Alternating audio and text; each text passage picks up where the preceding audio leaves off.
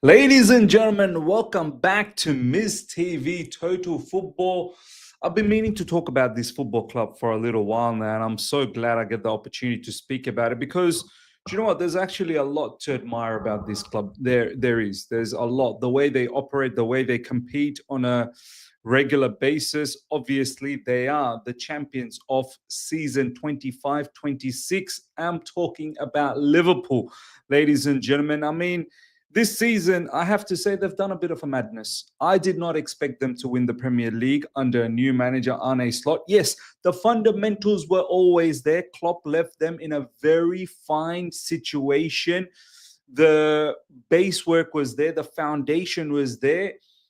Everything that is required to compete was there. Arne Slot really just had to come in and just tweak a little bit, add his flavor, and voila, they got themselves a Premier League title. But it wasn't all easy. It's not meant to be that easy. Arne Slot made it look like it's easy because of how the club is run from top to bottom. And this is why I said I admire. I really do like the way they run. They've got footballing people running from top to bottom. Michael Edwards is back in Liverpool. I'm pretty certain starting from this season, start of this season back in the summer last year when Michael Edwards returned back. And along with his team that he wants to basically do the recruitment. And I believe Michael Edwards has all the power. He has all the footballing power, more power than what he used to have previously, where, FSG obviously have given him all the keys to the doors of Liverpool Football Club. But, I suppose someone like Michael Edwards, they're going to make the right decisions. He's not going to go out there and just obliterate and implode this football club. He knows exactly what needs to happen. And once again, with the selection of Arne Slot after Klopp, how many clubs were there going for Arne Slot? I know Chelsea Football Club, there was a moment where we did inquire about Arne Slot, but he's found himself Liverpool, and it looks like a nice fit for Slot. And once again, it looks like a nice piece of business. This is what I call great business. When we hear about the word great business from Chelsea Football Club, the fans talking about how our owners and our directors do great business. Yeah, great business is something that you want to associate with Liverpool. Now, Liverpool obviously champions this season, and with limited amount of business. In fact, I don't think they did anything substantial besides Chiesa, and Chiesa himself was only, I think, somewhere around 10 to 15 million, maybe even less. Correct me, Liverpool fans, in the comment section. That's the only piece of business they did. I think they've bought also the Chelsea youngster, Rio, who I think is going to become a bit of a superstar at Liverpool. From what I saw in FA Cup, the little bits and pieces of Rio, yeah, he looked pretty nice. So, barely any business last summer. Literally no business in the January. Lots of Liverpool fans were annoyed and upset that, come on, give Arne Slot something to work with. He's going for the title. Give him something. But FSG, Michael Edwards, whoever you want to name it, they were all adamant that, look, the ingredients are there. Slot's doing his thing. You've got Salah. You've got Virgil van Dijk. You've got Robertson. You've got Alisson. You've got Trent Alexander-Arnold, who's now gone. But they believed that the core group was there to do something. And then within this, Slot has done a madness by bringing up a player like Gravenberch, who wasn't really performing that well last season. In fact, he wasn't at all. This season, he's become a big portion of Liverpool Football Club. McAllister, who is always a great player, even back in the Brighton days, he's also stepped up another level. Szoboszlai, and I think one that needs to be praised as well is Cody Gakpo, who's also started to do very, very well. Now, having said all of that, Liverpool Football Club, ladies and gentlemen, they are starting to make some inroads already. They're preparing for their summer window, and they're starting to make some inroads. Trent Alexander-Arnold is gone. This is the replacement, and this isn't the only thing they're looking at. They are looking at many other positions, and I feel like this football club, once again, The way they're operating, very shrewd, very calculative, and they're doing some very, very smart business to ensure that this title that they won this year is not just a one-off. Once again, as I said, I admire the way they operate. Let's have a look at some of the transfer news that's been bopping about in regards to Liverpool. First up, looks like Jeremie Frimpong, ladies and gentlemen. It's happening. It's happening. And once again, very, very shrewd business. Jeremie Frimpong and Liverpool deal at the final stages now, as every detail of personal terms has been almost agreed as expected. No issues on release clause, as Liverpool are in direct contact with Leverkusen since Monday over installments for 35 to 40 million euros. Here we go soon, 35 to 40 million. Jeremie Frimpong from Bayer Leverkusen. Do you know what a shrewd piece of business this is?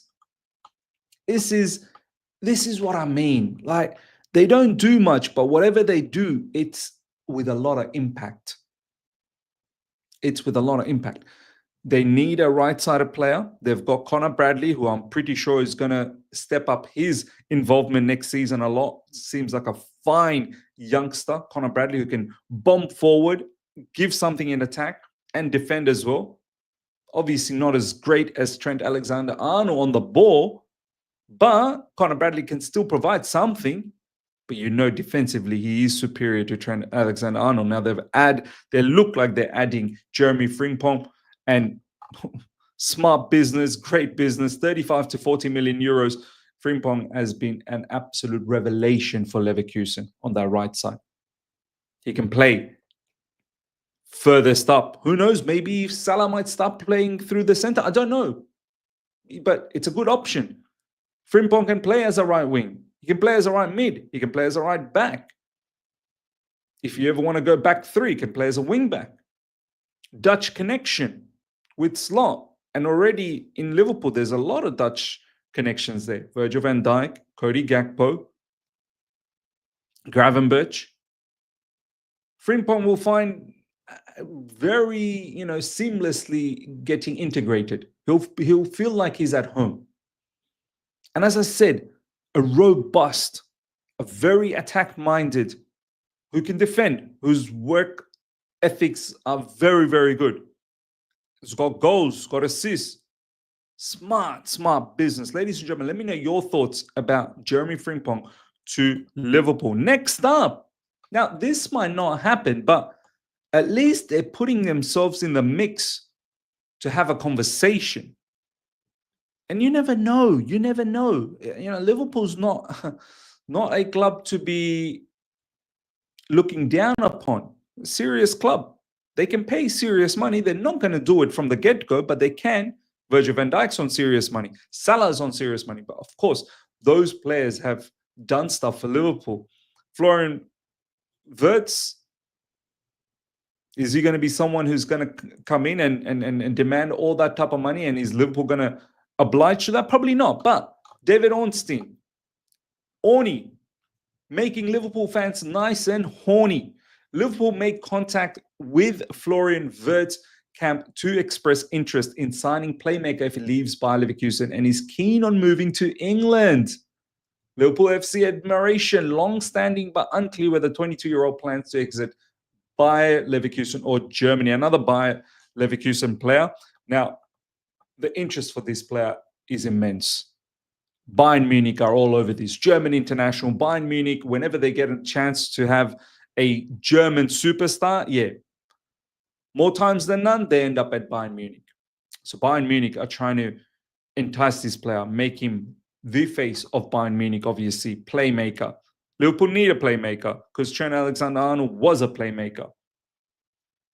Then again, they've got other players that can step up, no doubt. Szoboszlai, McAllister, all of these players definitely can step up. And Salah himself is a playmaker. But Trent Alexander-Arnold leaves a big gap. Someone like Florian Wirtz, wow, what an acquisition that would be if it actually happens to Liverpool. You got Frimpong, you have Florian Wirtz, along with Salah. Yeah, starting to look very scary for Liverpool next season. As I said, I don't think this might be a complete Liverpool opportunity because Manchester City is on the prowl as well. They're on the lookout for this player. But Florian Wirtz, if there is an interest from Liverpool, you're definitely thinking, because it's a well-run club. It's a club that competes at the highest level. I've got no doubt Liverpool will be again in the mix next season, not just domestically in England, but also in a European level in the Champions League. If Slot, which looks like he's going to be able to keep the core with Salah and Van Dijk re-signing, yeah, they'll go again. They'll definitely go again. They'll want to add more trophies, as many trophies as they can before the time is up for Salah and Van Dijk. And you keep building, you build the next generation through. Your McAllisters, your Gavenberch, even Robertson. Robertson obviously still there, and he's an experienced player. Is he going to stick around for too much longer? Maybe one more season. So there's immense experience. Alisson's still there. And through that experience, you build the next batch. As I said, your McAllisters, Szoboszlais, Gravenberches, maybe even Cody Gakpo. They're probably going to let go of Darwin Nunez and also Luis Diaz. Maybe they'll let go of him. And you build around the new batch. And then your likes of Frimpong, if they come through, slowly they get integrated in. Then you got your Connor Bradleys. You can see the vision. You can see the planning. As I keep saying, and I keep repeating, well-run football club. Very, very well-run football club. If they get Florian Wirtz, they are going to be serious contenders next season again. Bournemouth have set a 45 million price tag for their 21-year-old left-back Milos Kerkez, who is wanted by Liverpool. This has been another long-standing interest of Liverpool, Kerkez, because they're not entirely sure about Tsimikas, and of course Robertson's getting older. He's not the same Robertson as once upon a time. He used to be one of the best left back in the Premier League. Obviously, age is catching up. The pace is slowing down. Still, you want to probably keep Robertson around because of that wealth of experience, because a player like Robertson just knows how to win in tough times. But they may not be completely sure about Tsimikas. They may let go of Tsimikas and bring someone like Milos Kerkez, who's been a stupendous find for Bournemouth. What a season he's had for Bournemouth.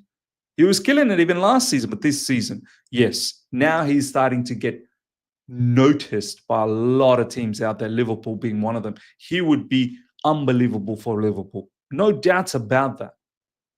His acquisition for Liverpool, immense. If they let go of Tsimikas and bring someone like Kerkez in, yes, that would be an upgrade and a half. And I'm pretty sure, wow, there's a little fly that's going around. And I'm pretty sure someone like Kerkez would most likely play majority of the matches, and someone like Robertson will start becoming the rotational player. And Kerkez can still learn from someone like Robertson in terms of the experience that Robertson has. So once again, big rumor, and it's potentially something that could happen. That could definitely happen. Last but not least, Liverpool have entered the race for Victor Gyökeres and have already initiated the first contacts. Now, Gyökeres obviously been linked with Arsenal. A lot of the Chelsea journalists want to keep telling us that, he's still linked with us. I've got absolutely no faith that he's coming to Chelsea Football Club. I have zero faith in this. But yeah, Liverpool are in the lookout for a striker. 100%. They've recently been linked with Nkunku. I don't know how much of a striking solution he might be, but then again, they may use him the way they used to use Bobby Firmino. But Gyökeres, that would be another big move for Liverpool. Once again, puts them in a box seat for next season.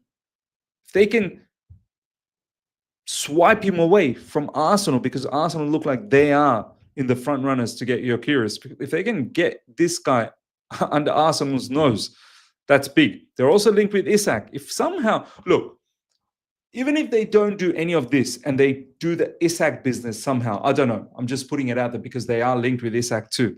If Liverpool somehow get Isak, and then obviously Newcastle go into the market and buy whoever else, Liverpool will become, for me, definitely title contenders next season, not just in the Premier League, but also in the Champions League. Undoubtedly. Someone like Isak, along with Salah and McAllister and Szoboszlai and all of the rest in the middle, yeah, that's going to start looking very long for everyone else. Very good move for Isak as well. But then again, Newcastle are not to be fret about, not to be, disregarded, not to be looked down upon. Newcastle themselves want to be a serious club. They don't want to be giving away their superstars to Premier League rivals. But Gyökeres is a very, very good striker. Very, very good. A striker that I would have liked at Chelsea Football Club, but I don't think it's going to happen. Ladies and gentlemen, that brings us to the end of Liverpool's immediate business that's been rumored around. As I said, I love the way this club operates, man. I really do. There's a lot to admire. I wish our owners at Chelsea Football Club took a leaf out of them and operated in that manner. Serious football club from top to bottom. Great spine in the squad. Great mix between experience and youth. And a manager that is, continuing the good work of the work that was left behind by Jurgen Klopp. Ladies and gentlemen, let me know your thoughts about everything we spoke about in regards to Liverpool. Put your comment section. Do you believe they're doing some smart business? Do you believe they're going to be in the mix for the Premier League and the Champions League next season? Would love to see your comments. Until next time, everyone. Take care. See ya.